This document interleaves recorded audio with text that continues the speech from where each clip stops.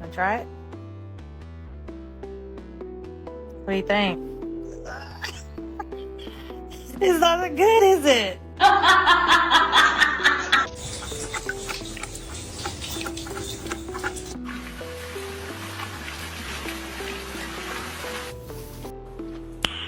Nice. I really wanted to buy this puppy, but my girlfriend said that if I did, there'd be a 50-50 chance that she might leave me.